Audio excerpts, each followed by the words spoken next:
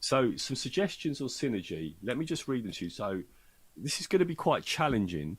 So if you are listening or you're watching, write these down or rewind the video or pause the podcast. But I'm going to go through them. So number one is think about a person who typically sees things differently than you do.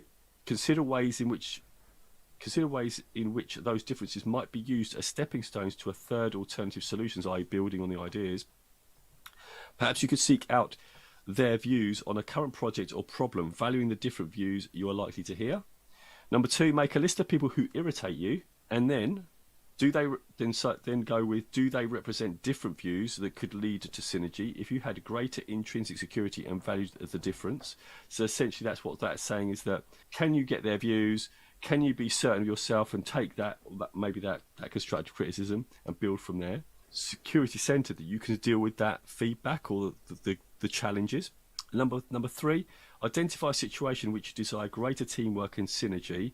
What conditions would need to exist to support synergy? What can you do to create those conditions?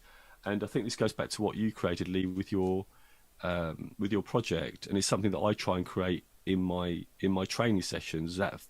That element of trust where people can feel that they can say whatever, and feel that it's not going to go anywhere, and actually be trusted that it can be taken and go. It won't be, what's the word? Pulled down, and that it will be listened to. And the last one is the next time you have a disagreement or confrontation with someone, attempt to understand the concerns underlying that person's position, address those concerns in a creative and mutually beneficial way.